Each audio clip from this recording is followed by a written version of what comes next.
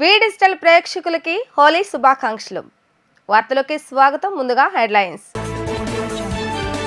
CM Chandrababu Naidu అధ్యక్షతన 4వ ఎస్ఏపీబీ సమావేశం. 1.21 లక్షల కోట్ల పెట్టుబడులకు ఆమోదం. 10 కొత్త ప్రాజెక్టుల ద్వారా 80,104 మందికి ఉద్యోగాలు.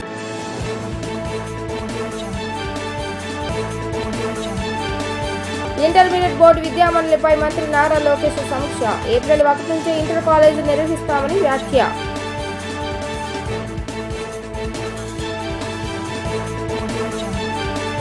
పన్నెండవ ఆవిర్భావ సభకు అన్ని ఏర్పాట్లు పూర్తి. భారీగా తరలి వస్తున్న జన సైనికులు.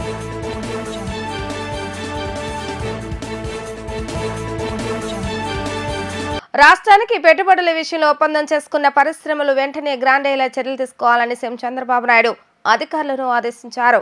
ఇప్పటికే ఆమోదం తెలిపిన ఒప్పందాలు చేసుకున్న ప్రాజెక్టుల పురోగతిపై నిత్యం పరిశీలించాలని, దీనికోసం కాంట్రాక్టర్ను ఏర్పాటు చేసి పర్యవేక్షించాలని ఆదేశించారు.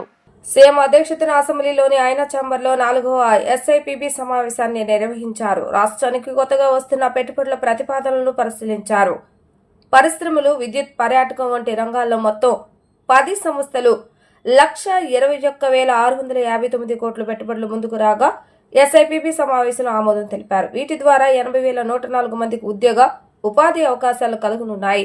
రాష్ట్రంలో ప్రతి అసెంబ్లీ నియోజకవర్గంలో ఎంఎస్ఎంఈ పార్కులు ఏర్పాటు చేయాలని అధికారులను చంద్రబాబు నాయుడు ఆదేశించారు. ఇందులో భాగంగా మొదటి జిల్లాకు 1 చొప్పున 26 జిల్లాల్లో తక్షణం ఈ పార్కులు నెలకొల్పేందుకు చర్యలు తీసుకోవాలన్నారు. ఇప్పటికే ప్రతిపాదించిన రతన్ టాటా ఇన్నోవేషన్ కేంద్రాలను నెల రోజుల్లోగా రాష్ట్రంలోని 5 ప్రాంతాల్లో నెలకొల్పాలని చెప్పారు. మొత్తం 10 సంస్థల ప్రతిపాదనలకు ఎస్ఐపిబి సమావేశం ఆమోదం తెలిపింది. నాయుడుపేటలో 1,742 కోట్ల పెట్టుబడితో 2,000 ఉద్యోగాలు కల్పించే ప్రీమియర్ ఎనర్జీస్ లిమిటెడ్ ను ఏర్పాటు చేయనున్నారు. కడప జిల్లాలో 2,883 కోట్ల పెట్టుబడులు నెలకొల్పనున్న దాల్మియా సిమెంట్ కు ఆమోద ముద్ర వేశారు. ఈ సంస్థ ద్వారా 354 ఉద్యోగాల కల్పన జరగనుంది. విశాఖపట్నంలో 1,500 కోట్ల పెట్టుబడితో లూలు గ్లోబల్ ఇంటర్నేషనల్ ఏర్పాటుకు పచ్చ జెండా ఊపారు. శ్రీ సిటీలో 25 కోట్ల పెట్టుబడి 50,000 ఉద్యోగాలు కల్పించే Satyavedu reservoir infra city private limited కు ఆమోదం తెలిపింది. దాదాపు 58,469 కోట్ల పెట్టుబడి 13,050 ఉద్యోగాలిచ్చే ఇండోసల్ సోలార్ ప్రైవేట్ లిమిటెడ్ కు ఆమోద ముద్ర వేశారు. ఇంటర్మీడియట్ లో ఇక నుంచి విద్యార్థుల ఎంబైపీసీ చదువుకునే అవకాశాన్ని ప్రభుత్వం కల్పించింది. గణితంలో ఏబీ పేపర్లు రద్దు చేసి ఇకపై 100 మార్కులకు ఒకటే పరీక్ష నిర్వహిస్తారు. సైన్స్ సబ్జెక్టులో మార్కులను 60 నుంచి 85కు పెంచారు. ఏటా ఫిబ్రవరిలోనే పబ్లిక్ పరీక్షలు నిర్వహించేలా మంత్రి నారా లోకేష్ నేతృత్వంలో కీలక సంస్కరణలకు ఇంటర్మీడియట్ ద్వారా విద్యామండలి ఆమోదం తెలిపింది. ఇంటర్మీడియట్ బోర్డు విద్యామండలి 77వ సమావేశంలో మంత్రి నారా లోకేష్ అసెంబ్లీలోని తన ఛాంబర్లో నిర్వహించారు. ఇంటర్మీడియట్ లో ఇకపై ఎంబైపీసీ గ్రూప్ చదవటం వల్ల విద్యార్థులు మెడికల్, ఇంజనీరింగ్ రెండింటికి అర్హత సాధిస్తారు. నీట్, జేఈఈలు రాసుకోవచ్చు. గతంలో ఇంటర్మీడియట్ ప్రథమ సంవత్సరం పబ్లిక్ పరీక్షలు రద్దు చేయాలన్న ప్రతిపాదనను ఇంటర్మీడియట్ విద్యామండలి నిలిపివేసింది. ప్రతిపాదనలపై వచ్చిన సలహాలు, సూచనల ఆధారంగా ఈ నిర్ణయం తీసుకుంది. ఇంటర్మీడియట్ విద్యలో 2025-26 విద్యా సంవత్సరం నుంచి తీసుకురానున్న సంస్కరణలకు విద్యా ఐటీ శాఖ మంత్రి లోకేష్ ఆమోదం తెలిపారు. ఇంటర్మీడియట్ విద్యలో నాణ్యత ప్రమాణాలు పెంచేలా కీలక నిర్ణయాలు తీసుకున్నారు. వచ్చే విద్యా సంవత్సరం నుంచి ఇంటర్మీడియట్ ప్రథమ సంవత్సరంలో జాతీయ విద్యా పరిశోధన శిక్షణ మండలి సిలబస్ ను అమలు చేయనున్నారు. విద్యార్థులు 6 సబ్జెక్టులతో ఎంబైపీసీ కోర్సు చదువుకునే అవకాశం కల్పించారు. మార్చిన సిలబస్ ప్రకారం కొత్త పాఠ్యపుస్తకాలను ప్రభుత్వ జూనియర్ కళాశాల విద్యార్థులకు ఉచితంగా ఇస్తారు. ఎక్కడ నెగ్గాలో కాదు, ఎక్కడ తగ్గాలో తెలిసినోడే గొప్పోడు. ఇది పవన్ కళ్యాణ్ నటించిన సినిమాలోని ఒక డైలాగ్. సినిమాలోనే కాదు, రాజకీయాల్లోనూ తగ్గటం ద్వారా నెగ్గి చూపించారు పవన్ కళ్యాణ్. రాష్ట్ర విభజన సమయంలో ప్రశ్నించే గొంతు ఉండాలంటూ జనసేన పార్టీ ఏర్పాటు చేసిన ఆయన 10 ఏళ్ల పాటు కనీసం చట్టసభలో అడుగు పెట్టలేకపోయారు. ఓటమిని ఎగతాళి చేస్తూ రాజకీయ ప్రత్యర్థులు చేసిన అవమానాలు భరించారు. వైఫల్యాలకు విరవకుండా ఎదురొడ్డి నిలబడ్డారు. ఇన్నాళ్లు రాజకీయ పార్టీగా జనసేన ఆవిర్భావ దినోత్సవం జరిగింది. ఇప్పుడు 12వ ఆవిర్భావ సభను అధికారంలో ఉన్న పార్టీగా నిర్వహించుకోవటం జన సైనికుల్లో రెట్టించిన ఆనందోత్సాహాలు నింపుతుంది. పిఠాపురంలో జరిగే 12వ ఆవిర్భావ సభ వేడుకలపై మరింత సమాచారం మా ప్రతినిధి లిఖిత అందిస్తారు. పిఠాపురంలో 12వ ఆవిర్భావ సభకు అన్ని ఏర్పాట్లు కూడా పూర్తయ్యాయి. సాయంత్రం 4 గంటలకు జనసేన అధినేత అదేవిధంగా డిప్యూటీ సీఎం పవన్ కళ్యాణ్ ఇదే ప్రాంగణం నుంచి కూడా సందేశం ఇవ్వనున్నారు. ఇప్పటికే 1500 మంది పోలీసులతో బందోబస్తు కూడా ఏర్పాటు చేశారు ఎస్పీ బిందు మాధవ్. అదేవిధంగా 15 డ్రోన్ కెమెరాస్ తో కూడా పర్యవేక్షిస్తున్నారు. ఉదయం 11 గంటల నుంచి రాత్రి 11 గంటల వరకు కాకినాడ మీద వెళ్లే వాహనాలన్నీ కూడా దారి మళ్లించిన పరిస్థితి మనం చూసాం. ప్రస్తుతం మనం ఎక్కడైతే పిఠాపురం సభ నిర్వహిస్తున్నారో అక్కడ ఉన్నాము. ఇప్పటికే ఎలాంటి అవాంఛనీయ సంఘటనలు జరగకుండా కూడా కట్టుదిట్టమైన పోలీస్ ఏర్పాట్లు కూడా చేశారు. అదేవిధంగా వేదిక వద్ద ఏర్పాటు చేసిన హెలీప్యాడ్ వద్ద జనసేన అధినేత పవన్ కళ్యాణ్ దిగనున్నారు. జనసేన ఆవిర్భావ సభకు ఇప్పటికే భారీగా కార్యకర్తలు తరలి వస్తున్నారు. అదేవిధంగా కాకినాడ నుంచి కత్తిపూడి వరకు కూడా భారీ ఫ్లెక్సీలు కూడా ఏర్పాటు చేశారు. మార్గ మధ్యలో ఇప్పటికే త్రాగునీరు అదేవిధంగా ఆహారం కూడా సిద్ధం చేశారు. సభా ప్రాంగణం మొత్తం 15 ఎకరాల సుస్థిర స్థానంలో ఉంది. మొత్తం కూడా వీక్షించేందుకు కూడా ఎల్ఈడి స్క్రీన్లు కూడా ఏర్పాటు చేశారు. డిప్యూటీ సీఎం పవన్ కళ్యాణ్ ఇప్పటికే మంగళగిరి పార్టీ కార్యాలయంకు చేరుకుని అక్కడ నుంచి చాపర్ ద్వారా సభా ప్రాంగణంకి చేరుకుంటారు. ఎలాంటి అవాంఛనీయ సంఘటనలు జరగకుండా కూడా పోలీసులు కట్టుదిట్టమైన ఏర్పాట్లు కూడా చేశారు. ఇప్పటికే 1500 మంది పోలీస్ బందోబస్తు కూడా ఏర్పాటు చేశారు. అదేవిధంగా గత 10 సంవత్సరాలుగా చేసిన కృషి కూడా ఇటు అధికారంలోకి వచ్చిన తర్వాత మొదటి సభ కావడంతో పెద్ద ఎత్తున కూడా కార్యకర్తలు అదేవిధంగా నాయకులు కూడా భారీగా తరలి వస్తున్న పరిస్థితి మనం చూస్తున్నాం. రాష్ట్రం నలుమూలల నుంచి ఇటు ఇతర రాష్ట్రాల నుంచి కూడా వస్తున్న పరిస్థితి మనం చూసాం. అదేవిధంగా జనసేన 12వ ఆవిర్భావంకి ఇప్పటికే 15 ఎకరాల సుస్థిరమైన ప్రాంగణంలో జనసేన అని పవన్ కళ్యాణ్ తో పాటు ఇటు మంత్రులు ఎమ్మెల్యేలు అందరూ కూడా హాజరై 100% స్ట్రైక్ రేట్ వచ్చిన పార్టీగా కూడా ఉన్న జనసేన పార్టీలో ఇప్పటికే జనసేన ఆవిర్భావ సభకు మొత్తం అన్ని ఏర్పాట్లు కూడా చేశారు. జనసేన జయకేతన సభగా దీనికి నామకరణం చేశారు. రాష్ట్ర చరిత్రలో ఇది మరో మైలురాయిగా మిగులుతుందని కూడా మనం చెప్పుకోవచ్చు. అదేవిధంగా 11 సంవత్సరాల పాటు ప్రజల పక్షాన అనేక పోరాటాలు చేసి ఎన్ని ఇబ్బందులు సరే జనసేన అధినేత పవన్ కళ్యాణ్ ఎక్కడా తగ్గలేదు. ఎక్కడ తగ్గాలో కాదు ఎక్కడ నెగ్గాలో అని కూడా ఒక సినిమా డైలాగ్ ఉంది.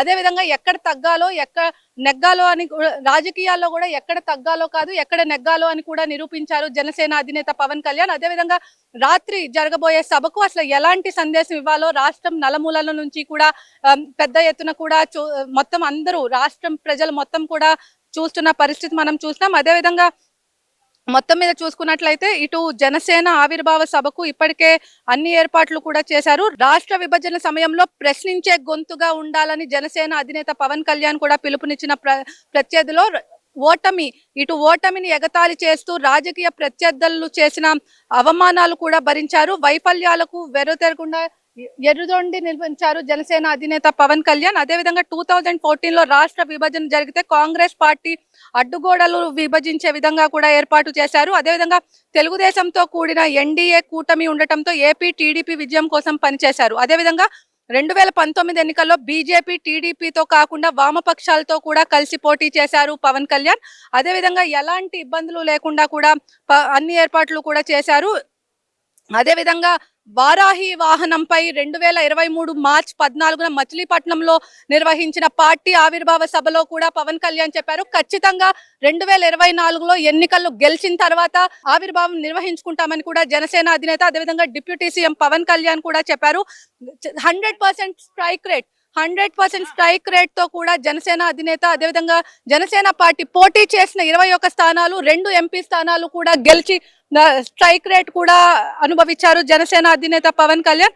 అదేవిధంగా కొన్ని చంద్రబాబు అరెస్ట్ సమయంలో కూడా జనసేన అధినేత పవన్ కళ్యాణ్ అండగా నిలిచిన పరిస్థితి. మొత్తం మీద చూసుకున్నట్లయితే ఇటు జనసేన అధినేత పవన్ కళ్యాణ్ మరికొద్ది సేపట్లో కూడా మంగళగిరి పార్టీ కార్యాలయానికి చేరుకోనున్నారు. హైదరాబాద్ మాదాపూర్ రెసిడెన్స్ నుంచి కూడా ఆయన ఇక్కడికి చేరుకొని మొత్తం మీద చూసుకున్నట్లయితే ఇటు పిఠాపురంలో జరిగే 12వ ఆవిర్భావ సభకు దాదాపు అన్ని ఏర్పాట్లు కూడా పూర్తయ్యాయి. సాయంత్రం 4 గంటలకు సభా ప్రాంగణం నుంచి కూడా ఆయన చేస్తారు. అదేవిధంగా మంత్రి నాదెళ్ల మనోహర్ ఇప్పటికే కూడా అన్ని ఏర్పాట్లు కూడా పర్యవేక్షిస్తున్న పరిస్థితి. మొత్తం మీద చూసుకున్నట్లయితే భారీగా జరిగే సభకు ఎలాంటి అవాంఛనీయ సంఘటనలు జరగకుండా కూడా ఎస్పీ బిందు మాధవ్ అన్ని ఏర్పాట్లు చేశారు. డ్రోన్ కెమెరా పర్యవేక్షణతో కూడా ఇప్పటికే ఏర్పాట్లు కూడా పూర్తి చేసిన పరిస్థితి మనం చూస్తున్నాం. ఇది కూడా ఉన్న పరిస్థితి. వీడియో జర్నలిస్ట్ అఖిల్తో లిఖిత, వి డిజిటల్ న్యూస్ సభా ప్రాంగణం నుంచి. మహిళా భద్రతపై పోలీస్ శాఖ ఎక్కువ దృష్టి పెట్టిందని డీజీపీ హరీష్ కుమార్ గుప్తా తెలిపారు. అందుకోసం ఇప్పటి వరకు ఉన్న ఉమెన్ ప్రొటెక్షన్ సెల్ స్థానంలో ఇప్పుడు ఐజీ నేతృత్వంలో ఉమెన్ ప్రొటెక్షన్ వింగ్ ఏర్పాటు చేశామన్నారు. 164 శక్తి టీమ్స్ ను రాష్ట్ర వ్యాప్తంగా ఏర్పాటు చేసినట్లుగా ఆయన వెల్లడించారు. మంగళగిరిలోని డీజీపీ కార్యాలయంలో ఏర్పాటు చేసిన విలేకరుల సమావేశంలో డీజీపీ హరీష్ కుమార్ గుప్తా మాట్లాడుతూ శక్తి టీమ్స్ లో కాల్స్ వచ్చినప్పుడు రెస్పాన్స్ టైం వీలైనంత వేగంగా ఉండేలా చూస్తున్నామని వ్యాఖ్యానించారు. శక్తి యాప్ కూడా అందుబాటులో ఉందని స్పష్టం చేశారు. మిస్సింగ్ చైల్డ్ గురించి కూడా ఈ యాప్ ద్వారా పోలీసులకు తెలియజేయవచ్చని పేర్కొన్నారు. సైబర్ నేరాలను కంట్రోల్ చేసేందుకు ప్రత్యేక చర్యలు తీసుకుంటున్నామని అన్నారు. 26 జిల్లాల్లో సైబర్ పోలీస్ స్టేషన్లు ఏర్పాటు చేశామని తెలిపారు. ఐజీ ఆధ్వర్యంలో ప్రత్యేక వింగ్ ఏర్పాటు చేశామని వెల్లడించారు. గంజాయి నిర్మూలించేందుకు ప్రత్యేక చర్యలు తీసుకుంటున్నామని అన్నారు. రాష్ట్ర వ్యాప్తంగా 1,00,000 సీసీ కెమెరాలను ఏర్పాటు చేసేందుకు ప్రణాళిక సిద్ధం చేస్తున్నామని, నేరాలను నియంత్రణ చేసేందుకు సాంకేతిక పరిజ్ఞానం ఉపయోగిస్తున్నామని అన్నారు. సైబర్ క్రైమ్ నేరాలు పెరుగుతున్నాయన్న డీజీపీ సైబర్ క్రైమ్స్ పర్యవేక్షణకి అధికారులతో ఒక వింగ్ ఏర్పాటు చేస్తున్నామన్నారు. టెక్నికల్ ఎక్స్పర్ట్స్ ను కూడా కాంట్రాక్ట్ పద్ధతిలో ఏర్పాటు చేస్తున్నామని అన్నారు. 11,000 ఎకరాల్లో గంజాయి సాగు నిర్వీర్యం చేస్తామని తెలిపారు. ఒడిశా నుంచి వస్తున్న దాన్ని అరికట్టేందుకు చర్యలు చేపట్టామని తెలిపారు. డ్రోన్, శాటిలైట్ సహాయంతో ఈ వివరాలు సేకరించామని అన్నారు. డ్రగ్స్ అమ్మేవారి ఆస్తులను సీజ్ చేస్తున్నామని అన్నారు. రాష్ట్రంలో శాంతి భద్రతల సమస్యకు కారణమైన వాళ్ళు ఎక్కడ ఉన్నా పట్టుకుంటామని ఆయన హెచ్చరించారు. ఇంతకుముందు మన దగ్గర ఒక ఉమెన్ ప్రొటెక్షన్ సెల్ ఉండేది సిఐడిలో. సో ఇప్పుడు ఏం చేసామంటే ఒక కొత్త ఆర్గనైజేషన్ క్రియేట్ చేస్తున్నాము. కొత్త ఆర్గనైజేషన్ అంటే ఉమెన్ సేఫ్టీ వింగ్. ఇది ఒక ఐజీ కింద ఉంటుంది. ఒక ఐజీ హెడ్ చేస్తారు. దానికి మళ్ళీ వాని కింద ఒక డిఐజీ లేకుంటే ఒక ఎస్పీ ఉంటారు. మళ్ళీ మీద స్టాఫ్ ఉంటారు. ఒక separate wing with separate infrastructure అది సెటప్ చేస్తున్నాము. అట్లాగే ప్రతి డిస్ట్రిక్ట్లో ఈ శక్తి పోలీస్ స్టేషన్స్ ఉన్నాయి మనకి. ఆ పోలీస్ స్టేషన్స్ కూడా ఈ వింగ్ కింద వస్తాయి. ఇది ఇక్కడ నుంచి వాళ్ళు సెంట్రల్ లింక్డ్ ఉంటాయి ఇక్కడ. అట్లాగే ఈ శక్తి టీమ్స్ పెడుతున్నాము మన జిల్లాలో. ఈ శక్తి టీమ్స్ అంటే ఒక ఇష్యూ వచ్చినప్పుడు ఈ శక్తి టీమ్స్ రెస్పాండర్ కింద పోతారు అక్కడికి. సో మన దగ్గర ఒక 164 శక్తి టీమ్స్ పెడుతున్నాము. దానికి ఒక స్కేల్ ఇచ్చాము. 2 టీమ్స్ పర్ డిస్ట్రిక్ట్ హెడ్ క్వార్టర్స్లో ఉంటారు. 4 టీమ్స్ కమిషనరేట్ ఏరియాస్లో ఉంటారు. ఒక టీం సబ్ డివిజన్ లెవెల్లో ఉంటుంది. ఒక టీంలో 6 members, minimum 6 members headed by 1 SI. So ఇది స్ట్రక్చర్ 164. ఉమెన్ ఇష్యూస్ వచ్చినప్పుడు, ఒక ప్రాబ్లం వచ్చినప్పుడు ఈ టీమ్స్ రెస్పాండ్ అవుతాయి ఫీల్డ్లో పోయి. అట్లాగా మనకి ఎట్లా తెలిసినది మన దగ్గర ఈ రెస్పాన్స్ టైం మన దగ్గర కాల్స్ వచ్చినప్పుడు మన కంప్లైంట్ సిస్టమ్ కూడా కొంచెం మోడిఫై చేసాము. మీరు చూసుంటారు ఈ శక్తి యాప్ పెట్టాము ఒకటి. ఈ శక్తి యాప్లో ఏమంటే కొత్త ఫీచర్స్ ఇచ్చాము. ఇప్పుడు ఒక మహిళ మన దగ్గర రావాలంటే కొంచెం పోలీస్ స్టేషన్లో రావాలని భయపడుతుంది ఒక్కొక్కసారి. సో దానికి ఇక్కడే మన టీంలో మీరు నా దగ్గర కంప్లైంట్ ఉంటే నేను ఒక ఫోటో తీసుకొని అప్లోడ్ చేయొచ్చు. ఒక కంప్లైంట్ ఉంటే నా ఇంట్లో రాసుకొని అప్లోడ్ చేయొచ్చు, లేకుంటే మెయిల్ ఇవ్వచ్చు, లేకుంటే ఫోన్లో కాల్ చేయొచ్చు. ప్రతి police station number, emergency number ప్రతి దాంట్లో అది యాప్లో పెడుతున్నాము. ఒక 26 సైబర్ క్రైమ్ పోలీస్ స్టేషన్ డిస్ట్రిక్ట్స్లో, ప్రతి డిస్ట్రిక్ట్ హెడ్ క్వార్టర్లో ఒక సైబర్ క్రైమ్ పోలీస్ స్టేషన్ ఉంటుంది. అది ఒకటి. ఇట్లాగా ఈ సైబర్ క్రైమ్, ఎందుకంటే మీరు అందరికీ తెలిసిన విషయమే, కంప్లైంట్స్ ప్రతి రోజుకి ఇంక్రీజ్ అవుతూ ఉంటాయి. చాలామంది మోసపోతున్నారు, లేకుంటే ఎవరికి హెరాస్మెంట్స్ కూడా అవుతున్నాయి. ఇట్లాగా ఈ వింగ్ యొక్క సెపరేట్ వింగ్ పెడుతున్నాము headed by 1 IG or DIG. ఇది ఈ డ్రగ్స్లో, ఈ బిజినెస్లో, ఈ గాంజా బిజినెస్లో ఎవరు రాకూడదు అంటే మనం కొత్తగా ఏం చేస్తున్నాము అంటే ఈ ఫైనాన్షియల్ ఇన్వెస్టిగేషన్ స్టార్ట్ చేసాము. ఫైనాన్షియల్ ఇన్వెస్టిగేషన్ అంటే వాళ్ళ అసెట్స్, వాళ్ళ ప్రాపర్టీస్ ఇక్కడెక్కడ ఉన్నాయి అది మన కంట్రోల్ అటాచ్ చేస్తున్నాము, ఫ్రీజ్ చేస్తున్నాము. ఇప్పటికీ 12 కేసెస్లో ఇన్వెస్టిగేషన్ నడుస్తూ ఉంటే 2 ఆర్డర్స్ వచ్చినాయి. 2 కేసెస్లో ఆర్డర్స్ ఇప్పటికే వచ్చినాయి. ఒక విజయనగరంలో, ఒక అనకాపల్లిలో. ఈ 10 కేసులో కూడా దానికి ఒక 45 days ప్రాసెస్ ఉంటుంది. ఆ 45 days ప్రాసెస్ అయిపోయినాక ఈ 12 కేసెస్లో కూడా ఈ వాళ్ళ అసెట్స్ ఫ్రీజ్ అయిపోతాయి. శ్రీనివాస కళ్యాణం ఏర్పాట్లను పరిశీలించిన మంత్రుల బృందం సిఆర్జీ పరిధిలోని టీటీడీ ఎస్వి ఆలయంలో మార్చి 15వ తేదీన జరుగుతున్నటువంటి శ్రీనివాస కళ్యాణోత్సవం ఏర్పాట్లను గురువారం సాయంత్రం రాష్ట్ర మంత్రుల బృందం పరిశీలించారు. భక్తుల రద్దీకి తగ్గట్లుగా ఏర్పాట్లు చేయాలని సూచించారు. భక్తులకు ఇబ్బంది లేకుండా క్యూ లైన్లు, ట్రాఫిక్, పార్కింగ్, లైటింగ్, అలంకరణలు, అన్నప్రసాదాలు, లడ్డు ప్రసాదం, త్రాగునీరు, మజ్జిగ, పారిశుద్ధ తదితర పనులు సకాలంలో పూర్తి చేయాలని సూచించారు. కళ్యాణ వేదిక ప్రాంగణాన్ని మంత్రుల బృందం దేవాదాయ శాఖ మంత్రి ఆనం రామనారాయణ రెడ్డి, హోంమంత్రి అనిత, రెవెన్యూ మంత్రి అనగాని సత్యప్రసాద్, మున్సిపల్ అడ్మినిస్ట్రేషన్ శాఖ మంత్రి P Narayana, TTD chairman BR Naidu, TTD board సభ్యులు Jyothula Nehru, Parabaka Lakshmi, M Shantaram, MS Raju, EO J Shyamalarao, DIG Sarvashreshtha Tripathi, TDP అదనపు ఈఓ శ్రీ సిహెచ్ వెంకయ్య చౌదరి, దేవాదాయ శాఖ కార్యదర్శి వినయ్ చంద్, జిల్లా collector Nagalakshmi, TTD JEO V Veerabrahmam, SP Satish Kumar తదితరులు అధికారులు పరిశీలించారు. మాజీ సీఎం వైఎస్ జగన్మోహన్ రెడ్డిని తమిళనాడు మంత్రి ఈవీ వేలు, ఎంపీ విల్సన్ కలిశారు. ఈ నెల 22వ తేదీన చెన్నైలో జరగనున్న దక్షిణ భారత అఖిలపక్ష నాయకుల సమావేశానికి వైఎస్ జగన్ ను ఆహ్వానించారు.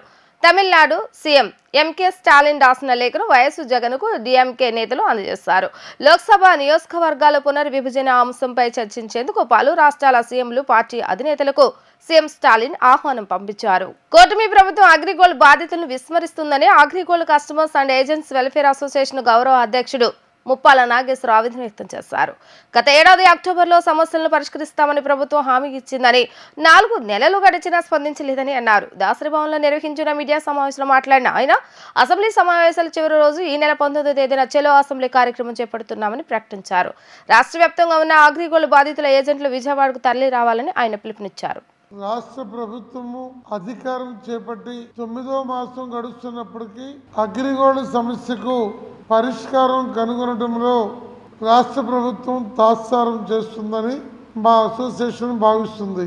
ముఖ్యమంత్రి గారికి, హోంమంత్రి గారికి, డీజీపీ గారికి, చీఫ్ సెక్రటరీ గారికి, సిఐడి చీఫ్ వీరందరికీ కూడా మేము పదే సమస్య తీవ్రతను తెలియజేస్తూ ఎప్పటికప్పుడు అర్జీలు ఇవ్వడం జరుగుతూ ఉంది.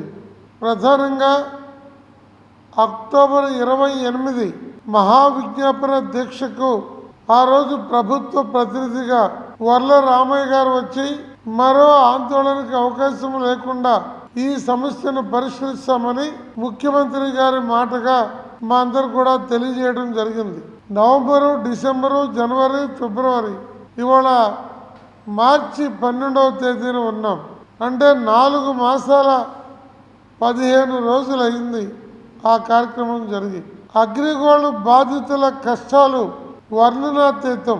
3 రోజుల క్రితమే నారా కోడూరులో ఒక మహిళ ఆత్మహత్యకు గురైంది. ఈ పరంపర కొనసాగుతున్న నేపథ్యంలో రాష్ట్ర ప్రభుత్వానికి ₹1 ఖర్చు కాని పద్ధతుల్లో మేము 24/2 ముఖ్యమంత్రి గారికి మా విజ్ఞాపన పత్రాన్ని 7 అంశాలతో పంపించాం. అందులో ప్రధానమైనటువంటిది ఏలూరు కోర్టులో ఉన్న కేసులు.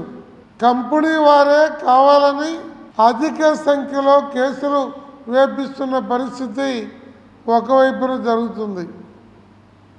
రెండో వైపున అక్కడ ఉన్న పీపీ కానీ, అడ్వకేట్ జనరల్ కానీ ఈ సమస్యని ఒక సీరియస్ సమస్యగా వారు భావించినట్టు ఎక్కడ దాఖలాలు కనపడటం లేదు. మరోవైపున రాష్ట్ర ముఖ్యమంత్రి గారు ఈ సమస్య పట్ల త్వరితగతిన పరిష్కరించాలని వారు భావించిన తగిన ఆదేశాలు చీఫ్ సెక్రటరీ గారికి, డీజీపీ గారికి, ఇతర ఉన్నతాధికారులు హోమ్ సెక్రటరీ గారికి చెప్పిన ఫైళ్లు కదులుతున్న పరిస్థితి ఇంతవరకు లేదు. మేము ఈ నెల 19వ తేదీ అసెంబ్లీ చివరి రోజు చలో విజయవాడ కార్యక్రమాన్ని తీసుకున్నాము. ఆ రోజు విజయవాడ నుంచి అవసరమైతే అసెంబ్లీ దాకా కూడా పాదయాత్రగా వెళ్ళి ముఖ్యమంత్రి గారికి మా గోడు చెప్పుకోవడానికి, శాంతియుతంగా ఈ కార్యక్రమం చేయడానికి మేము నిర్ణయం తీసుకున్నాము. రాష్ట్రంలో ఉన్న అగ్రిగోల్డ్ కస్టమర్లు, అలాగే ఏజెంట్లుగా ఉన్నటువంటి వారు, ఇద్దరు ఉద్యోగులుగా ఉన్నవారు, అగ్రిగోల్డ్ కంపెనీ పేరుతో నష్టపోయినటువంటి వారందరూ కూడా 19వ తారీఖు విజయవాడకు వచ్చి ముఖ్యమంత్రి గారికి, ఉప ముఖ్యమంత్రి గారికి మన గోడు వెళ్ళబోసుకోవడానికి రావాల్సిందిగా ఈ సందర్భంగా కోరుతున్నాం. గత 10 సంవత్సరాల నుండి రిపబ్లిక్ పార్టీ ఆఫ్ ఇండియాకు సేవలందిస్తున్న తనపై నెల్లూరుకు చెందిన రౌడీ షీటర్ బొరగడ్డ అనిల్ కుమార్ అనుచరుడైన షేక్ మాబు చేసిన ఆరోపణపై తీవ్ర స్థాయిలో పార్టీ జాతీయ కార్యదర్శి పేరం శివనాగేశ్వర ఆగ్రహాన్ని వ్యక్తం చేశారు. తనపై అసత్య ప్రచారాలు చేస్తున్న షేక్ మహబూబ్ పై 100 కోట్ల రూపాయల పరువు నష్టం దాఖలు చేస్తున్నామని ఆయన తెలిపారు. నగరంలోని ప్రెస్ క్లబ్ లో ఏర్పాటు చేసిన విలేకరుల సమావేశంలో జాతీయ కార్యదర్శి పేరు నాగేశ్వరరావు మాట్లాడుతూ గత కొన్ని సంవత్సరాలుగా పార్టీ తరపున అనేక సేవలను ప్రజలకు అందజేయడం జరిగిందని చెప్పారు. పార్టీకి క్రమశిక్షణ ఉంటూ పార్టీ పురోగతికి కృషి చేస్తానని చెప్పారు. నేను రిపబ్లిక్ పార్టీ ఆఫ్ ఇండియా నుంచి గత 10 సంవత్సరాల నుంచి సేవ చేస్తున్నాను. మరి లాస్ట్ 2024న 11 నెలల క్రితం నేను విజయవాడ పార్లమెంటు సభ్యుడిగా పోటీ చేసి ఉన్నాను. మరి మా మంత్రి గారు కూడా కేంద్ర మంత్రి రామదాస్ అథవాలే, జాతీయ అధ్యక్షులు గౌరవనీయులు శ్రీ రామదాస్ అథవాలే గారు 25 పార్లమెంటు స్థానాల్లో ఒక్కటే విజయవాడ పార్లమెంటు స్థానానికి republic party of India Athawale నుంచి నేను ఒక్కడనే పోటీ చేయడం జరిగింది. మరి అందులో భాగంగా పోటీ చేసి ప్రచార తరుణంలో మరి ఆంధ్రప్రదేశ్కి చంద్రబాబు నాయుడు గారి నాయకత్వం, వారి యొక్క తెలివితేటలు యొక్క రాష్ట్రానికి అవసరమై ఉన్నదని చెప్పి మా కేంద్ర మంత్రి గారు మోడీ గారితో మాట్లాడి తర్వాత మమ్మల్ని విత్డ్రా చేయటం అంటే జరిగింది. మరి నిన్నగాక మొన్న నెల్లూరులో రిపబ్లిక్ పార్టీ ఆఫ్ ఇండియా అభివృద్ధిలో భాగంగా నేను నెల్లూరులో కల్చర్ విభాగానికి ఒక రాష్ట్ర అధ్యక్షునిగా నియమించడం జరిగింది. ఆయన గౌరవనీయులు శ్రీ మిర్యాల వెంకటరామయ్య గారు. ఆ విధంగా తరుణంలో మేము వెళ్ళి రావటం చూస్తే ఒక షేక్ మాబు అనే వ్యక్తి ఒక బోరుగడ్డ అనిల్ కుమార్ గారి మిత్రుడు. మేము ఎప్పుడు కూడా అతనికి ఏ బీఫామ్ ఇవ్వలేదు. మా రాష్ట్ర కమిటీ తరఫున జిల్లా అధ్యక్షుడు అని చెప్పి చెప్పుకుంటూ అక్కడ ఉన్నటువంటి స్థానికంగా ఉన్నటువంటి కేంద్ర ప్రభుత్వం యొక్క ఎవరైతే అధికారుల దగ్గరికి వెళ్ళి కాంట్రాక్టుల దగ్గరికి వెళ్ళి డబ్బులు వసూలు చేస్తున్నామని తెలిసింది. అయినప్పటికీ కూడా మేము ఏమీ మాట్లాడలేదు. చివరికి ఆయన నా పేరు మీద ఉపయోగించి ఒక ప్రెస్ మీట్ పెట్టి పేరం శివనాగేశ్వరరావు అనే వ్యక్తి గత 6 సంవత్సరాలు సస్పెండ్ చేయబడ్డాడు, అతను ఏ పార్టీలో లేడు, ఈ పార్టీకి అతను సంబంధం లేదని చెప్పి చెప్పడం చాలా బాధాకరంగా ఉంది. అట్లాగే ఆయన పాపం ఆయన ఒక సాత్వికుడు, కల్చర్ అసోసియేషన్ మిర్యాల వెంకటరామయ్య గారు, అటువంటి వ్యక్తిని పట్టుకొని ఆయన మరి కోట్లు దందాలు చేశారని చెప్పి పేపర్ ప్రకటన ఇవ్వడం చాలా బాధాకరంగా ఉంది. దీనిపై నేను స్పందించి ఈ రోజున ఇక్కడ మీడియా మిత్రులు సమావేశం ఏర్పాటు చేయడం జరిగింది. ఆయన మీద నేను 100 కోట్ల పైన పరువు నష్టం దావా చేస్తున్నాను. ఎక్కడా కానీ ఎప్పుడు కానీ నేను ఎవరి దగ్గర కూడా ఎటువంటి కూడా దందాలు చేసినటువంటి రుజువులు లేవు, ఎప్పుడు కూడా చేయలేదు, నాకు అవసరం కూడా లేదు. నా ఆస్తి చాలా ఉన్నది కూడా, ఎప్పుడు కూడా ఎవరికి నేను చెప్పలేదు. చాలా పేదవాడిగానే కనపడతాను, సింపుల్గా ఉంటానని చెప్పి వాళ్ళు కావాలని చెప్పి రకరకాలు వదంతులు పుట్టిస్తున్నారు. కబడ్దార్, నేను ఇవాళ హైకోర్టులో హైదరాబాద్ నుండి 100 కోట్లకి షేక్ మాబు అనే వ్యక్తిపై నేను దావా చేస్తున్నాను రేపు. అట్లాగే సుప్రీంకోర్టులో కూడా దావా చేస్తున్నాను. నందిగామ ప్రాంతానికి చెందిన 30 ఏళ్ల యువతికి నగరంలోని సెర్స్ ఇన్స్టిట్యూషన్స్ ఆఫ్ నెఫ్రాలజీ అండ్ యూరాలజీలో 3వసారి విజయవంతంగా కిడ్నీ మార్పిడి చికిత్స చేశారు. మొదటిసారి తల్లి, రెండోసారి భర్త, మూడోసారి తండ్రి ఆమెకు కిడ్నీ దానం చేసి ఆదర్శంగా నిలిచారు. సంక్లిష్టతను అధిగమించి ప్రఖ్యాత నెఫ్రాలజిస్ట్ డాక్టర్ జి శరత్ బాబు విజయవంతంగా చికిత్సను పూర్తి చేస్తారు. చికిత్స అనంతరం యువతి కోలుకొని డిశ్చార్జ్ అయింది. విజయవాడ సూర్యారావుపేటలోని సెర్త్ ఇన్స్టిట్యూషన్స్ ఆఫ్ నెఫ్రాలజీ అండ్ యూరాలజీలో విలేకరుల సమావేశాన్ని నిర్వహించారు. ఈ సమావేశంలో భాగంగా డాక్టర్ జి శరత్ బాబు మాట్లాడుతూ నందిగామ ప్రాంతానికి చెందిన 30 ఏళ్ల యువతికి కిడ్నీ మార్పిడి చికిత్స నిర్వహించామని అన్నారు. గతంలో ఈ మహిళకు 2 పర్యాయాలు కిడ్నీ మార్పిడి జరిగిందని, మరోసారి కిడ్నీ విఫలం కావడంతో ట్రాన్స్ప్లాంటేషన్ అవసరమైందన్నారు. యువతికి 3 సార్లు కూడా ఆమె కుటుంబ సభ్యులే కిడ్నీలు దానం చేసి పలువురికి ఆదర్శంగా నిలిచారని అన్నారు. మొదటిసారి తల్లి, రెండోసారి భర్త కిడ్నీ దానం చేయగా ఇప్పుడు పేషెంట్ తండ్రి కిడ్నీ దానం చేసి తన కుమార్తెకు పునర్జీవితాన్ని ప్రసాదించారని అన్నారు. ఒకే వ్యక్తికి 3వసారి కిడ్నీ మార్పిడి చేయడం అత్యంత అరుదైనదిగా చెప్పుకోవచ్చని తెలిపారు. సెరస్ ఇన్స్టిట్యూషన్స్ నందు ఇప్పటి వరకు అనేక కిడ్నీ మార్పిడి చికిత్సలను విజయవంతంగా నిర్వహించామని అన్నారు. అత్యాధునిక 24/7 హిమోడయాలసిస్ యూనిట్ ద్వారా నెలకు 2000 డయాలసిస్ చికిత్సలు నిర్వహిస్తున్నామని అన్నారు. డాక్టర్ ఎన్టీఆర్ వైద్య సేవ ద్వారా డయాలసిస్ సేవలు, కిడ్నీ మార్పిడి చికిత్సలు అందజేస్తున్నామని చెప్పారు. కిడ్నీ మార్పిడి చికిత్స అనంతరం కోలుకుంటున్న యువతిని ఈ రోజు డిశ్చార్జ్ చేశామని డాక్టర్ జి సత్యబాబు వివరించారు. కిడ్నీ మార్పిడి చికిత్స చేయించుకున్న యువతి మాట్లాడుతూ తనకు కిడ్నీలు దానమిచ్చిన తన కుటుంబ సభ్యులకు కిడ్నీ మార్పిడి చేసి తన ప్రాణాలు నిలబెట్టిన డాక్టర్ శరత్ బాబుకు కృతజ్ఞతలు తెలియజేశారు. మూడోసారి కిడ్నీ మార్పిడి చేయించుకుంటున్న తనకు డాక్టర్ శరత్ బాబు అద్భుత వైద్యం అందజేయటమే కాకుండా అవసరమైన మనోధైర్యాన్ని కూడా ఇచ్చారని అన్నారు. ఈ సమావేశంలో సెరస్ institutions chairman G Venkatrao, doctor G Prashanti, doctor Dheeraj తదితరులు పాల్గొన్నారు. అంటే మనం ఒక రేర్ ఆపరేషన్ చేసాం. రేర్ అంటే ఏంటంటే ఒకే పేషెంట్కి మూడోసారి కిడ్నీ ట్రాన్స్ప్లాంట్ చేయడం జరిగింది. ఇది బాగా అరుదుగా చేసే సర్జరీ, థర్డ్ టైం అనేది. అంటే 2 times చేయడం అనేది చూస్తాం కానీ బట్ థర్డ్ టైం ఒకే పేషెంట్కి ట్రాన్స్ప్లాంట్ చేయడం జరిగింది. పేషెంట్ పేరు చైతన్య. తను 2015లో కిడ్నీ ఫెయిల్యూర్తో ఫస్ట్ అప్రోచ్ అవ్వడం జరిగింది. ఆ టైంలో డయాలసిస్కి వెళ్ళి తర్వాత తన మదర్ కిడ్నీ ఇవ్వడానికి ముందుకు వస్తే 2015లో కిడ్నీ ట్రాన్స్ప్లాంటేషన్ చేయడం జరిగింది, ఫస్ట్ ట్రాన్స్ప్లాంట్. ఆ తర్వాత తనకి ప్రెగ్నెన్సీ వచ్చి ఆ ప్రెగ్నెన్సీలో యాంటీబాడీ మీడియేటెడ్ రిజెక్షన్ వచ్చి ఆ కిడ్నీ ఫెయిల్ అవ్వటం జరిగింది. సో 2018లో మళ్ళీ ఆ కిడ్నీ ఫెయిల్ అయ్యి డయాలసిస్కి వెళ్ళే స్టేజ్కి వచ్చినప్పుడు తన భర్త ముందుకు వచ్చి కిడ్నీ డొనేట్ చేయడం జరిగింది. సో 2018లో సెకండ్ ట్రాన్స్ప్లాంట్ చేసాం. ఆ తర్వాత ఒక 5 years తర్వాత మళ్ళీ అది కూడా కిడ్నీ వేరియస్ రీజన్స్ వలన ఫెయిల్ అవ్వటం వలన తను మళ్ళీ డయాలసిస్ స్టేజ్కి వెళ్తే తనకున్న ప్రాబ్లం చూసి వాళ్ళ ఫాదర్ థర్డ్ ట్రాన్స్ప్లాంట్ తన ఫాదర్ ముందుకు వచ్చి కిడ్నీ డొనేట్ చేయడం జరిగింది.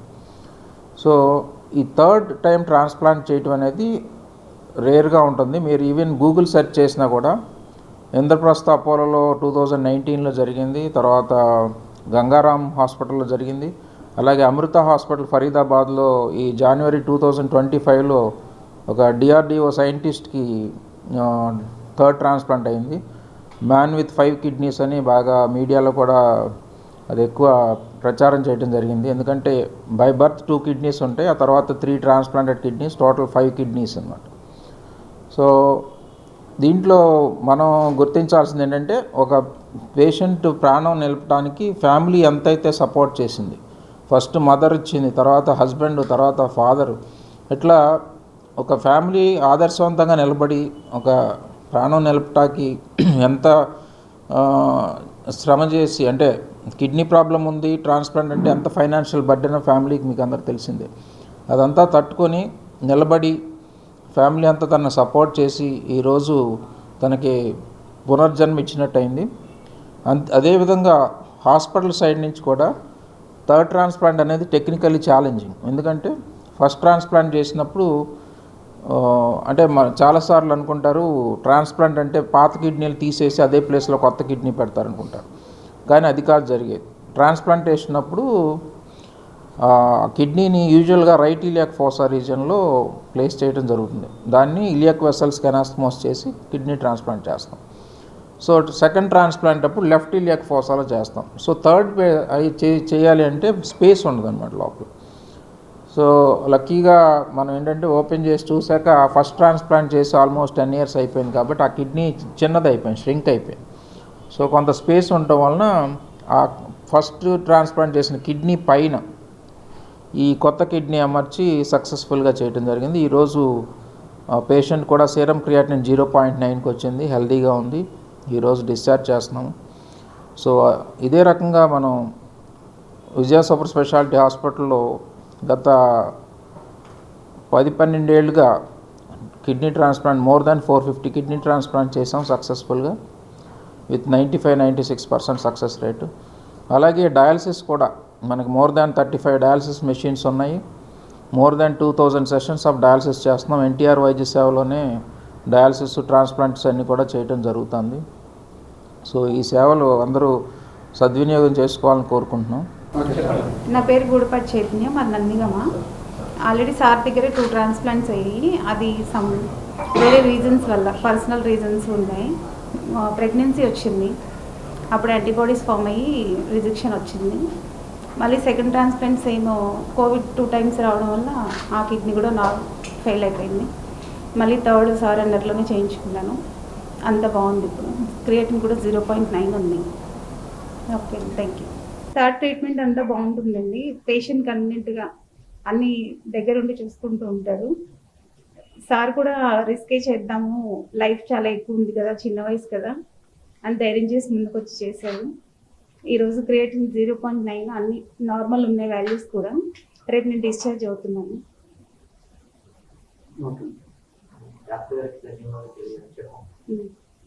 సరిబాబు గారికి ధన్యవాదాలండి. Thank you sir. వార్తలు ముగించే ముందు హెడ్లైన్స్ మరొకసారి. సీఎం చంద్రబాబు నాయుడు అధ్యక్షతన 4వ ఎస్ఐపిబి సమావేశం. 1.21 లక్షల కోట్ల పెట్టుబడులకు ఆమోదం. 10 కొత్త ప్రాజెక్టుల ద్వారా 80,104 మందికి ఉద్యోగాలు.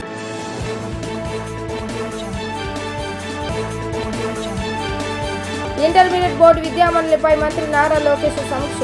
ఏప్రిల్ 1 నుంచి ఇంటర్ కాలేజీ నిర్వహిస్తామని వ్యాఖ్య.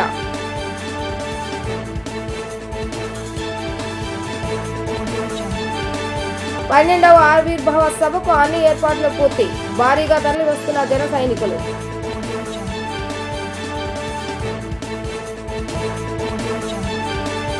ఇవి ఈ రోజు వార్తా విశేషాలు. మరలా తిరిగి ప్రసారమే వార్తలు మళ్ళీ కలుద్దాం. అంతవరకు సెలవు. నమస్కారం.